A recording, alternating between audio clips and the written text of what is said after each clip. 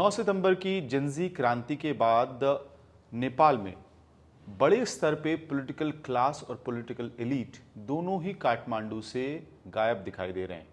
आज से सुबह से ये खबरें आ रही हैं कि अलग अलग राजनेता अब अपने अपने घरों में वापस जा रहे हैं, लेकिन इसी बीच एक नेता जरूर रहे जो काठमांडू में अपनी जगह पे बने रहे। एनपी साउद हमारे साथ हैं जो विदेश मंत्री रहे हैं नेपाल के भूतपूर्व और नेपाल कांग्रेस के नेता हैं। सर, आपका आज तक पे स्वागत है।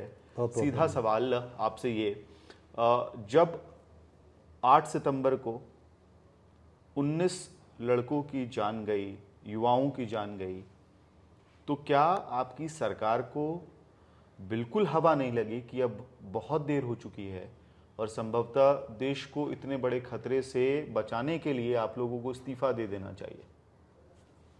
पार्टी के भीतर ऐसी डिस्कशन हुई थी। वास्तव में ये बेमौसम में ये सोशल मीडिया प्लेटफॉर्म को रजिस्टर करने की बात करने से उसमें टाइम लगेगा और वैसे भी यूथ असंतुष्ट हैं। काम के लिए भी देश के भीतर रोजगारी नहीं होने की वजह से भी विदेश जा रहा है और उसके साथ साथ आर्थिक अवस्था भी अच्छा नहीं है और पढ़ने के लिए भी बहुत बड़ा सेक्टर बाहर जा रहा है। इसीलिए देश के भीतर लोग अपने को सुरक्षित, विशेष करके आर्थिक रूप पे रोजगारी के दृष्टिकोण से, सोशल सिक्योरिटी के दृष्टिकोण से वो लोग सुरक्षित नहीं महसूस नहीं कर पा रहे थे। ऐसी स्थिति में हम लोगों को युवाओं के इश्यूज पर ध्यान देना चाहिए, आम जनता के इश्यू पर ध्यान देना चाहिए करके पार्टी के भीतर लगातार बहस चल रही थी। अब इसमें हमारे यहाँ ऐसा होता है कि लगातार एक साल में सामान्यतया सरकार बदलती हैं।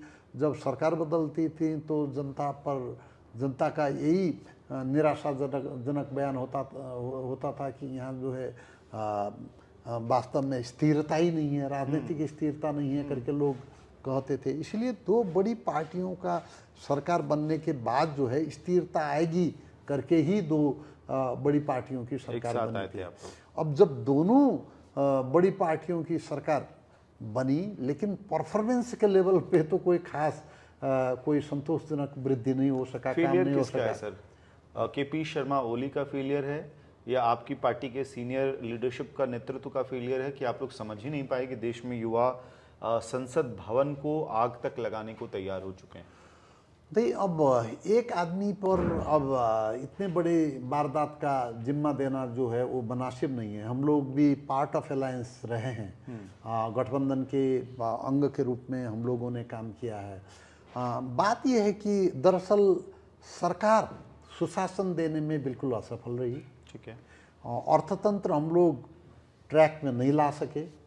जो नेपाल का युवा पीढ़ी बाहर जा रहा है, इंडिया की तो गिनती ही नहीं है। 40-50 लाख लोग इंडिया में नेपाली लोग काम करने के लिए गए होंगे। वैसे ही बाहर जो है अरब देश में हुए और आपका मलेशिया हुआ, ऐसे यूरोप, अमेरिका, छोटा छोटा तबका वहाँ जा रहा है। इसीलिए समस्या ये थी कि वास्तव में नेपाल को अपने सिस्टम के भीतर युवाओं को यहाँ भरोसा दिलाने में पूरी तरह से सरकार हम लोग सफल नहीं हो सके। इसमें सर एक चीज़ और है, जितने प्रदर्शनकारी थे जिनसे हमारी बात हो रही थी और बड़ी संख्या में जो लोग घायल भी हुए, वो मतलब आमतौर पे ये नेताओं के खिलाफ नाराजगी हमने देखी है देशों में। अलग अलग राज्यों के चुनाव में, भारत एक बड़ा प्रजातंत्र है, मैं वहाँ चुनाव कवर करता रहा हूँ अलग अलग राज्यों में, लेकिन नेताओं के बच्चों के प्रति इस तरह की नाराजगी पहली बार मैं देख रहा था, जहाँ नेपो किड्स और नेपो बेबी इस तरह के शब्द थे और बकायदा इंस्टाग्राम पे अकाउंट्स से जहाँ ये दिखाया जा रहा था कि आपके पॉलिटिकल एलीट के बच्चे किस तरह के रिजॉर्ट्स में रह रहे हैं, क्रिसमस पे किस तरह से जूतों का पेड़ बना रहे हैं और दुनिया भ्रमण कर रहे हैं, जबकि एक नेपाल का आम व्यक्ति पढ़ाई के लिए और कमाई दोनों के लिए, जो आप खुद कह रहे हैं कि विदेश जा रहा है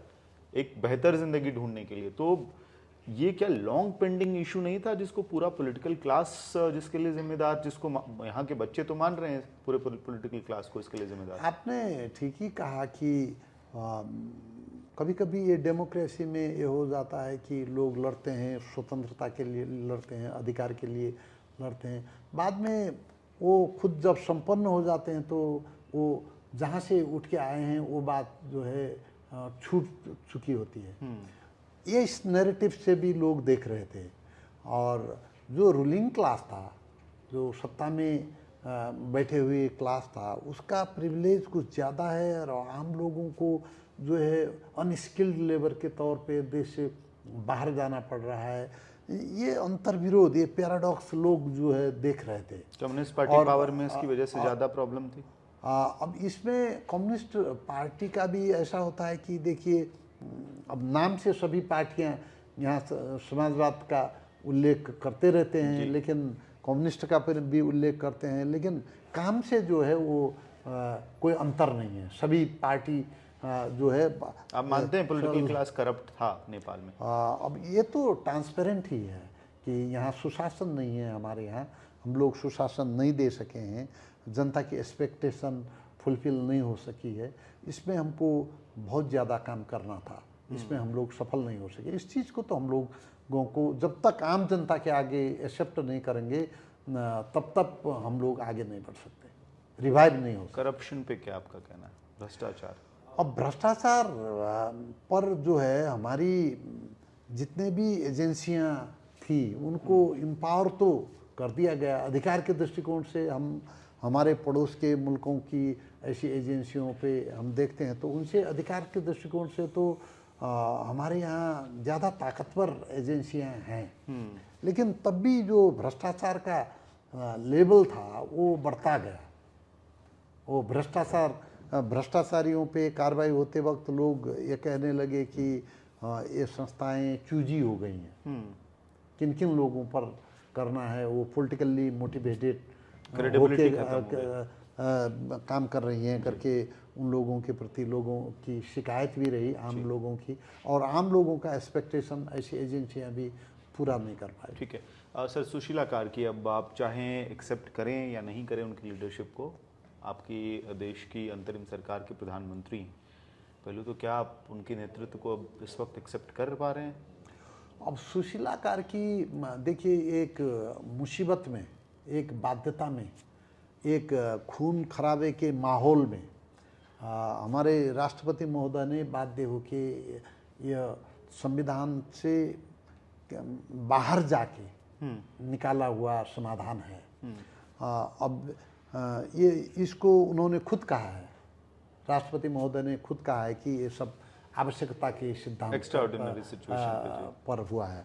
अब हम लोग चाहते हैं कि वो मुल्क में सामान्य स्थिति बहाल करने में वो सफल हों, और जैसे कि उन्होंने अपनी प्रतिबद्धता व्यक्त की है, हालांकि मुझे व्यक्तिगत तौर पर वो काफ़ी जटिल दिखता है। वो निर्धारित समय तक वो अगर इलेक्शन होल्ड कर पाएंगे तो मुल्क जो है फिर ट्रैक में आ सकता है। तो आप क्या उनकी अपॉइंटमेंट को अनकॉन्स्टिट्यूशनल मानते हैं?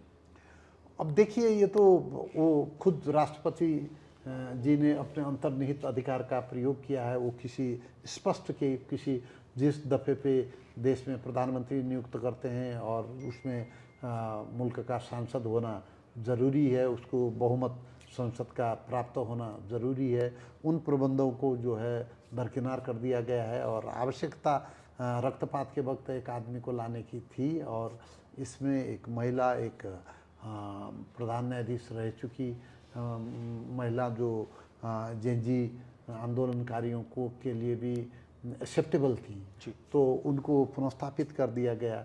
और इस पुनर्स्थापना से जो है, जो आंदोलन का आवेग था, लोगों का गुस्सा था, इसको पहली बार थोड़ा बहुत ब्रेक लगा है। और इसको नकारात्मक रूप में देखने की ज़रूरत नहीं है। हम लोगों को संयम और धैर्य के, आप मान रहे हैं कि भले ही न्याय संगत नहीं है लेकिन ज़रूरत है, कार्की सरकार की ज़रूरत हो गई थी? हाँ, जब देखा आपने खुद पहले बताया कि वो हमारे बच्चे लोग इतने मारे गए थे, नेपाल का ऐतिहासिक जो संरचना है वो सिर्फ 6 घंटे के बीच, सुबह 10-11 बजे से शाम 4-5 बजे के 20 7-8 घंटे के बीच वो तहस नहस हो गया था। आप सिंह दरबार देखिए, एक हिस्टोरिकल इमारत है, एक एडमिनिस्ट्रेटिव बिल्डिंग है, वैसे ही आप सर्वोच्च अदालत कह सकते हैं, राष्ट्रपति महोदय का कार्यालय कह सकते हैं। इसके अलावा भी वो संसद क्या भवन आर्मी ने आपको नहीं प्रोटेक्ट किया? नेपाल की आर्मी ने नेपाल की पॉलिटिकल क्लास को डिसअपॉइंट किया? ऐसा दिखता है कि अब इसमें आर्मी का असेसमेंट ये रहा होगा कि जो है वो खून खराबा कुछ ज़्यादा होगा। जैसे भी ऐसे अवस्था में आर्मी संयम बरतने की कोशिश करती है जी। लेकिन रात 10 बजे से जो आर्मी ने एक्शन किया है वो कुछ आगे कुछ विशेष करके उन जगहों को अगर आर्मी सुरक्षित कर पाती जहां आर्मी का ही जो है सिक्योरिटी बंदोबस्त है, जैसे कि सिंह दरबार अदालत और जैसी चीज़ें, राष्ट्रपति भवन जैसी चीज़ें, वहाँ खुद आर्मी सिक्योरिटी के लिए डिप्लॉय रहती है, उन स्थितियों को बचाने में सफल रहती तो इससे ज़्यादा अच्छा होता। ठीक है, एक सवाल सर सुदान गुरुंग पे आपकी क्या राय है? सुदान गुरुंग का देखिए, हम लोग तो नया नया नाम सुन रहे हैं, उनका इंटरव्यू वीडियो वायरल हो रहे हैं और उनकी प्रतिक्रियाएं जो है वो राजनीतिक तथ्यों पर आधारित, मैंने ऐसे देखने से मुझे ऐसा महसूस नहीं हुआ।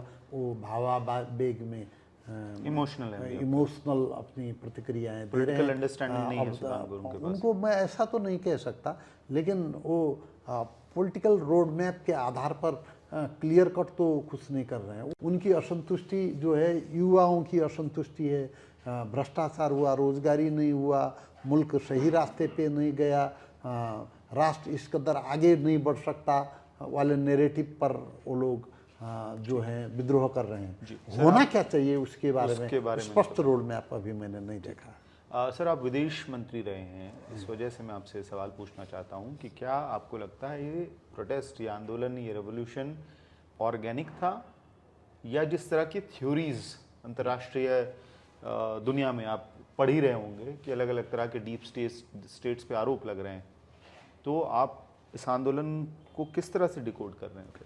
देखिए, जब भी आप दुनिया की प्रेजेंट राजनीति को देखेंगे तो अब दुनिया की कहीं की भी राजनीति आपके ने जैसे शब्द को प्रयोग किया, ऑर्गेनिक जैसी अब नहीं रही। जितना भी आप ऑर्गेनिक कहेंगे उसमें केमिकल फर्टिलाइजर तो होता रहता है। इसीलिए जो है हर चीज़ का इंटरनेशनल एंगल होता ही है, लेकिन मूल रूप से देश की असंतुष्टि, लोग असंतुष्टि इसके लिए जिम्मेवार है। विशेष करके लोग बदलाव चाहते थे, नया युवा पीढ़ी जो है बदलाव चाहते थे। किसने उसको एक्सप्लॉइट किया सर? कौन सी डीप स्टेट पे आपको लगता है कि उन्होंने एक्सप्लॉइट किया होगा उस फीलिंग को? मैंने अब किसी एक पर आप पॉइंट आउट तो किसी पर नहीं कर सकते। हाँ, जो डीप है तो वो डीप है। ठीक है, एक सवाल सर, अब भारत के साथ आपको लगता है कि जिस तरह से खासतौर पे जब आपकी अलायंस की सरकार आई, के.पी. शर्मा ओली का जो खुला प्रो चाइना और एंटी इंडिया परसेप्शन बना, उसकी वजह से भी स्थिति संभवतः विद इन द स्टेट, क्योंकि आप कल्चरली ज़्यादा इंटरलिंक्ड हैं भारत से, और यहाँ स्टैब्लिशमेंट जो है वो एंटी इंडिया हो जाती है, प्रो चाइना हो जाती है, नीचे अंदर खाने आपके देश में अलग अलग तरह के अंतर्द्वंद चल रहे हैं, तो उससे भी संभवतः आप स्थिति काबू में पाने में फेल हुए वहाँ पे? देखिए, ऐसा है कि नेपाल इस रीजन का सबसे पुराने राष्ट्रों में से एक है। कोई 250 वर्ष 250 साल पुराना हम लोगों का इंडिपेंडेंट इतिहास है। आफ्टर इंटीग्रेशन, राष्ट्रीय एकता के बाद इतिहास है। हमारे संविधान के प्रेम्बल में स्पष्ट रूप में लिखा हुआ है कि नेपाल असंलग्न परराष्ट्र नीति पर चलेगा, पंचशील के सिद्धांत पर आगे बढ़ेगा। ये हमारा जो है हिस्टोरिकल एक्सपीरियंस भी है, हमारा संवैधानिक दायित्व भी है। हमारा परराष्ट्र नीति जो है संविधान ने निर्धारित किया हुआ है। अब इसमें जब डिसबैलेंस होता है तो इसका इम्प्रेशन जो है जियोपॉलिटिकल सिचुएशन के मेजर प्लेयर्स अभी एशिया में उपस्थित हैं। जी। आप देखते हैं कि अब अमेरिका का तो वेस्ट का अमेरिका का तो ग्लोबली रोल रहता ही है। चाइना भी इमर्जिंग है, इंडिया भी इमर्जिंग है। और जैसे कि आपने कहा है कि भारत और नेपाल के बीच में कई किस्म के रिलेशन है। जोग्राफिकली हमारी सबसे बड़ी भूमि पूर्व पश्चिम दक्षिण, हम भारत से भौगोलिक रूप से जुड़े हुए हैं। कल्चरली सांस्कृतिक रूप से भी हम भारत से हम जुड़ाव रखते हैं, हम शेयर करते हैं, एक ही मूल्य पद्धति को शेयर करते हैं। क्या कोर्स करेक्शन की ज़रूरत आपको सर दिख रही है? अब कोर्स करेक्शन ये है कि जो हमारा ट्रेडिशनल कोर्स था, विशेष करके अब चाइना नॉर्थ पे है और चाइना नेपाल की भूमि को चाइना को अस्थिर करने के काम में प्रयोग न होने दिया जाए, चाइना को इस चीज़ में एश्योर किया जाए जी। लेकिन व्यावहारिक रूप से जो हमारे हित, चाहे भारत से कहिए चाहे चाइना से कहिए या तीसरे मुल्क से भी आप मान सकते हैं, हमारे हित जो है परस्पर फायदे के हिसाब से, परस्पर हम लोगों को बेनिफिट के हिसाब से उनका प्रयोग करना चाहिए। अब हम लोगों को जानबूझकर अगर इंटरनेशनल स्ट्रेटजीज में हम फंस जाएंगे तो हम लोग जो है अपने मूलभूत संवैधानिक हमारा विदेश नीति का सिद्धांत है उससे हम लोग डिरेल हो जाएंगे। अभी गवर्नमेंट चलाते वक्त इसमें कुछ प्रॉब्लमें आई, नीतिगत प्रॉब्लमें आई करके लगातार मार्केट में ये चीज़ थी और इसके बारे में नेपाल पे भारत वाली समस्या ओली सरकार ने थोपी है। अब देखिए, अब हम लोग छोटे देश हैं जी, बड़े देशों के साथ हम लोग एक संतुलन का व्यवहार कर सकते हैं। इसका मतलब हम लोगों को झुकना चाहिए, हम लोगों को किसी को के आगे नतमस्तक होना चाहिए, ऐसी बात तो नहीं है। लेकिन हम लोगों को आखिर राष्ट्र सभी बराबर हैं, लेकिन रोल में कुछ बड़े हैं और कुछ छोटे हैं। ये देश सभी बराबर हैं लेकिन इकोनॉमी किसी की बड़ी है, किसी की छोटी है। तो हम लोगों का संबंध जो है उत्तर दक्षिण और बाह्य दुनिया के साथ एक संतुलन रखे, जिसके साथ हम लोगों की आर्थिक हिस्सेदारी ज़्यादा है, आर्थिक हित ज़्यादा जुड़े हुए हैं, उनके साथ बेहतर संबंध रख के हम लोग अपना आर्थिक विकास जल्दी कर सकते हैं, ज़्यादा कर सकते हैं। आपके भविष्य पे बात करता हूं मैं। क्या जो 6 महीने में चुनाव होने हैं उसमें जो वर्तमान की पार्टियां हैं, राजनीतिक पार्टियां हैं, वो चुनाव लड़ेंगी और लड़ेंगी तो फिर क्या लोगों का समर्थन आपकी तरफ होगा? देखिए, पॉलिटिकल पार्टीज नेपाल में पॉलिटिकल पार्टी बनने के लिए बहुत बड़ा संघर्ष करके आई हैं। आज से 50 साल पहले किंग ने जो है पॉलिटिकल पार्टियों पर, सभी पार्टियों पर बैन लगा दिया था।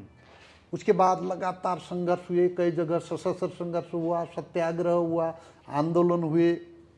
यहाँ से हम लोगों ने पॉलिटिकल पार्टी को हमने ऑर्गेनाइज किया है और पॉलिटिकल पार्टीज नेपाल के मिट्टी के भीतर बहुत गहरी जड़ें जमा के बैठी हुई हैं। अब जो अभी आपको ये जेनजी पुस्ता का मूवमेंट है, ये एक अभियान है, ये एक मूवमेंट है, ये एक अभियान है, लेकिन ये कोई इंस्टीट्यूशन नहीं है।